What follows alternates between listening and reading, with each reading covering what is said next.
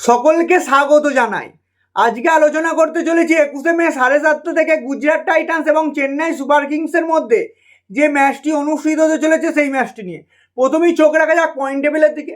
আমরা যদি পয়েন্ট টেবিলের দিকে চোখ রাখি আমরা দেখতে পাবো গুজরাট টাইটান্স বর্তমানে রয়েছে 2 নম্বরে এবং গুজরাট টাইটান্স প্লে অফের জন্য কোয়ালিফাই করে গেছে। তারা এখনো পর্যন্ত 13টি ম্যাচ খেলেছে এবং এই 13টি ম্যাচের মধ্যে 8টি জয়লাভ করেছে এবং 5টি ম্যাচ তারা পরাজিত হয়েছে। তাদের পয়েন্ট সংখ্যা হচ্ছে 16 পয়েন্ট।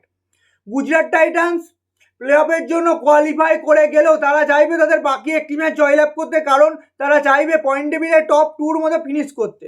আমরা জানি আইপিএলে পয়েন্ট টেবিলে যারা টপ 2-র মধ্যে ফিনিশ করে তারা প্লে অফে একটা সুযোগ অতিরিক্ত পায়, অর্থাৎ তারা প্লে অফে কোয়ালিফায়ার 1 খেলে এবং কোয়ালিফায়ার 1-এ যদি তারা পরাজিত হয়ে থাকে তাহলে তারা কোয়ালিফায়ার 2-এ খেলার সুযোগ পায়। এই জন্য চাইবে পয়েন্ট টেবিলে টপ 2-এ থাকতে, আর এই সুযোগটা পয়েন্ট টেবিলে 1 এবং 2 এই টপ 2-এর মধ্যে যে দুটো টিম থাকে সেই দুটো টিম পেয়ে থাকে। তাই গুজরাট চাইবে এই ম্যাচটি অবশ্যই জিতে তাদের টপ 2-এর মধ্যে থাকার সম্ভাবনাটাকে বাড়িয়ে তুলতে। আর অন্যদিকে রয়েছে Chennai super kings. Chennai super kings রয়েছে পয়েন্ট টেবিলে 7 নম্বরে। চেন্নাইয়ের আর প্লে অফে যাওয়ার সম্ভাবনা প্রায় নেই বললেই চলে, তাও যেটুকু কিঞ্চিত সম্ভাবনা আছে সেইটুকু বাঁচিয়ে রাখতে গেলে আজকের ম্যাচটি তাদের জয়লাভ করতে হবে। শুধু জয়লাভ করলেই হবে না, বড় ব্যবধানে জয়লাভ করতে হবে এবং আজকের ম্যাচটি চেন্নাইকে বড় ব্যবধানে জয়লাভ করার সাথে সাথে অপেক্ষা করতে হবে কোন ম্যাচ জিতলো, কোন টিম ম্যাচ জিতলো এবং কোন টিম ম্যাচ হারলো সেই দিকে অপেক্ষা করে থাকতে হবে। এবার কথা বলা যাক গুজরাট টাইটান্সের ব্যাটিং অর্ডার নিয়ে। গুজরাট টাইটান্সের ব্যাটিং অর্ডার নিয়ে যদি আমরা কথা বলি, প্রথমেই আসছে 3 নাম, শুভমান গিল, সাই সুদর্শন এবং জস বাটলার। এই 3 জন হলো গুজরাট টাইটান্সের মেন স্তম্ভ ব্যাটিং অর্ডারে। আজকে শুভমান গিল এবং সাই সুদর্শনের যে ওপেনিং জুটি, এই জুটির ব্যাট থেকে রান আসা অত্যন্ত প্রয়োজন।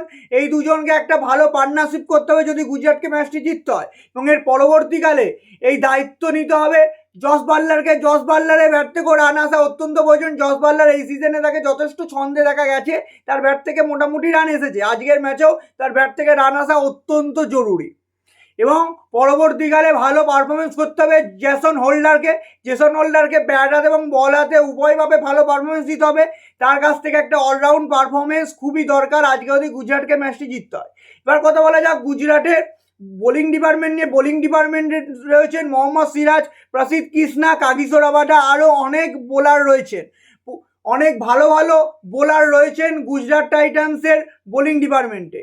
কিন্তু আজকে যদি গুজরাটকে ম্যাচটি জিততে হয় তাহলে চেন্নাইয়ের প্রথমেই যে ওপেনিং জুটিতে রয়েছে ঋতুরাজ গায়কোয়াড় এবং সঞ্জু স্যামসন, এই জুটিটি খুব তাড়াতাড়ি ভাঙতে হবে, কারণ সঞ্জু স্যামসনের ব্যাট থেকে যেদিনই রান আসে সেদিনই চেন্নাইয়ের ম্যাচ জেতার সম্ভাবনা অনেকাংশে বেড়ে যায়। তাই সঞ্জু স্যামসনকে যদি তাড়াতাড়ি আউট করতে হয় অতিরিক্ত দায়িত্ব গ্রহণ করতে হবে মোহাম্মদ সিরাজকে আজকে বল হাতে গুরুত্বপূর্ণ পারফরমেন্স করতে হবে এবং তাকে তার যোগ্য সঙ্গ দিতে হবে কাগিসো রাবাডা এবং প্রসিদ্ধ কৃষ্ণাকে। এবং আজকে গুজরাট টাইটান্সের বোলিং ডিপার্টমেন্টের মধ্যে স্পিন ডিপার্টমেন্টটা ভালোভাবে সামলাবেন রাশিদ খানকেও আজকে বল হাতে অধিক দায়িত্ব গ্রহণ করতে হবে। এবার কথা বলা যাক চেন্নাই সুপার কিংসের নিয়ে। চেন্নাই সুপার কিংসের প্রথমেই বলি ব্যাটিং অর্ডারে প্রথমেই রয়েছেন সঞ্জু স্যামসনের ব্যাট থেকে আজকে রান আসা অত্যন্ত জরুরি। সঞ্জু স্যামসনের ব্যাট থেকে রান আজকে আসতেই হবে যদি চেন্নাইকে ম্যাচটি জিততে হয় এবং তার যোগ্য সঙ্গ দিতে হবে ঋতুরাজ গায়কোয়াড়কে।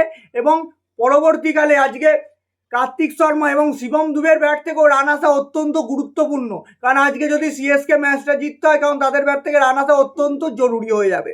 এবার কথা বলা যাক চেন্নাই সুপার কিংসের বোলিং ডিপার্টমেন্ট। চেন্নাই সুপার কিংসের বোলিং ডিপার্টমেন্টের মূল স্তম্ভ হলো তাদের 2 স্পিনার নূর আহমেদ এবং আকিল হোসেনকে অতিরিক্ত দায়িত্ব গ্রহণ করতে হবে, যেহেতু বিপক্ষে শুভমান গিল, সাই সুদর্শনের মতো বিধ্বংসী ওপেনিং জুটি রয়েছে। তাই তাদের তাড়াতাড়ি আউট করতে গেলে নূর আহমেদ এবং আকিল হোসেনকে গুরুত্বপূর্ণ ভূমিকা গ্রহণ করতে হবে এবং এর পরবর্তীকালে ভালো দায়িত্ব নিতে হবে বল হাতে আনসুল কম্বোজ পাওয়ার প্লে এবং ডেথ ওভারে এই সিজনে যথেষ্ট ভালো বল করেছে এবং আজকের ম্যাচেও তার বল থেকে তাকে বল হাতে পারফরমেন্স অবশ্যই করতে হবে যদি চেন্নাইকে ম্যাচটি জিততে হয়।